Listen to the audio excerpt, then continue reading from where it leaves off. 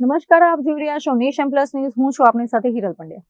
ગીર સોમનાથના કોડીનારના ગ્રામ્ય વિસ્તારમાં મળેલી કોંગ્રેસની એક બેઠકે ભાજપના ગઢમાં હલચલ મચાવી દીધી છે.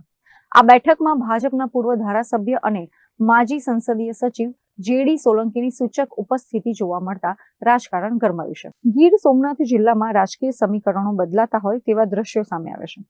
કોડીનારના સિંધાજ ગામે ભાજપના એક આગેવાન અને પૂર્વ સરપંચના ડેલામાં કોંગ્રેસની મહત્વની બેઠક યોજાઈ હતી. આ બેઠકમાં સૌ કોઈ ત્યારે ચોંકી ઉઠ્યા જ્યારે ભાજપના પૂર્વ ધારાસભ્ય અને કદાવર નેતા જેડી સોલંકી ત્યાં ઉપસ્થિત જોવા મળ્યા. કોંગ્રેસના નેતાઓ વચ્ચે ભાજપના પૂર્વ સંસદીય સચિવની હાજરીએ રાજકીય ગલિયારાઓમાં અનેક સવાલો ઉભા કર્યા છે. સોશિયલ મીડિયામાં વાયરલ થયેલા વિડીયોમાં જેડી સોલંકી કોંગ્રેસ પ્રમુખ પૂજા વંશ અને તાલુકા પ્રમુખ પિન્ટુ બારડ સાથે ગંભીર ચર્ચા કરતા દેખાઈ રહ્યા છે. ચર્ચા તો એવી પણ છે કે જેડી સોલંકીની સાથે મોટી સંખ્યામાં ભાજપના કાર્યકરો અને અન્ય સ્થાનિક નેતાઓ પણ કોંગ્રેસમાં જોડાવાની તૈયારી કરી રહ્યા છે.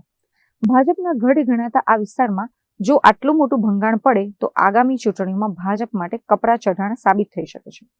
અત્રે ઉલ્લેખનીય છે કે આ બેઠક બાદ કોંગ્રેસના નેતાઓમાં ઉત્સાહમાં પણ વધારો જોવા મળી રહ્યો છે. જો કે જેડી સોલંકી તરફથી હજી સુધી કોઈ સત્તાવાર નિવેદન સામે આવ્યું નથી, પરંતુ રાજકીય પંડિતો માની રહ્યા છે કે ગીરમાં ચોક્કસ કંઈક નવા જૂની થવાના એંધાણ છે. ભાજપ આ ડેમેજ કંટ્રોલ કેવી રીતે કરે છે અને જેડી સોલંકીનું આગામી પગલું શું હશે તે હવે જોવાનું રહેશે. આજે કોડીનાર તાલુકાના સિંધાજ મુકામે સુનિલભાઈ રાઠોડના ઘરે કોડીનાર તાલુકાના પૂર્વ ધારાસભ્ય અને સંસદીય સચિવ જેઠાભાઈ સોલંકી અને કોડીનાર તાલુકા બીજેપીના સિંધાજ ગામના સદસ્ય સુનિલભાઈ રાઠોડ આજે વિધિવત રીતે કોંગ્રેસમાં જોડાણા છે, કોંગ્રેસને સમર્થન આપ્યું છે. આવનારા દિવસોમાં આ જે તાલુકા પંચાયત અને જિલ્લા પંચાયતની સ્થાનિક સ્વરાજની જે ચૂંટણી આવી છે એમાં હાલ પૂરતું કોંગ્રેસ પાર્ટીના સમર્થનમાં આવ્યા છે અને આગામી દિવસોમાં વિધિવત રીતે કોંગ્રેસમાં જોડાશે.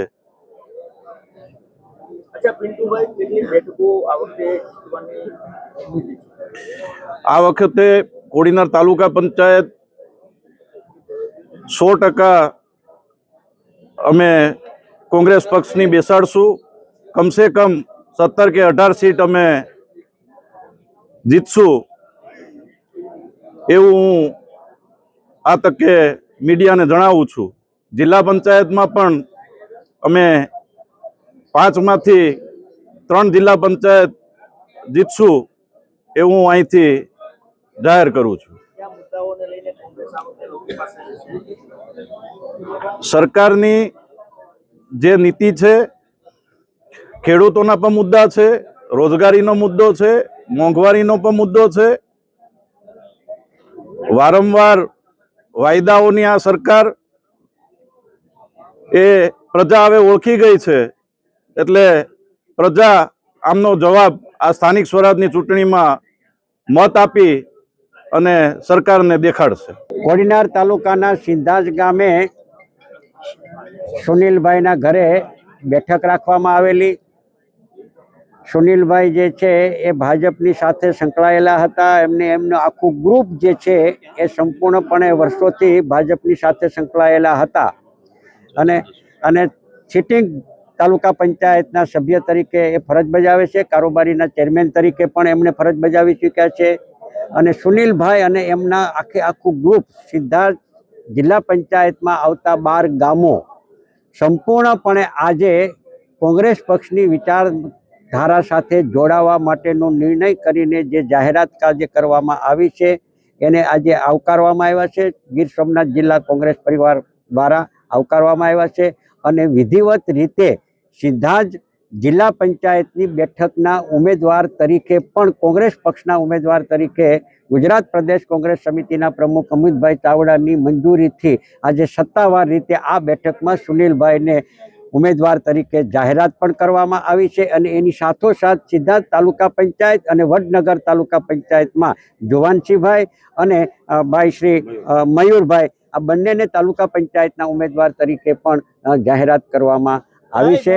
અને બીજી સમગ્ર સૌરાષ્ટ્રમાં અને ખાસ કરીને કોડીનારના પૂર્વ ધારાસભ્ય અને ગુજરાત સરકારના સંસદીય મંત્રી તરીકે જેમણે સેવાઓ આપી છે અને જે પાયામાંથી જમીનથી વર્ષોથી પોતાની જાહેર જીવનની કારકિર્દી જિલ્લા પંચાયત અમરેલીમાં કોંગ્રેસના જિલ્લા પંચાયતના સભ્ય તરીકે જાહેર જીવનની શરૂઆત કરી હતી એવા જેઠાભાઈ સોલંકી પણ આજે આ બેઠકની અંદર ઉપસ્થિત હતા અને એમણે પણ આ સ્થાનિક સ્વરાજની ચૂંટણીઓની અંદર સમગ્ર કોડીનાર તાલુકામાં આવતી જિલ્લા પંચાયતની બેઠકો અને તાલુકા પંચાયતની બેઠકોની અંદર કોંગ્રેસના ઉમેદવારોને સમર્થન આપવા માટેની જેઠાભાઈ સોલંકીએ પણ જાહેરાત આજે કરવામાં આવી છે.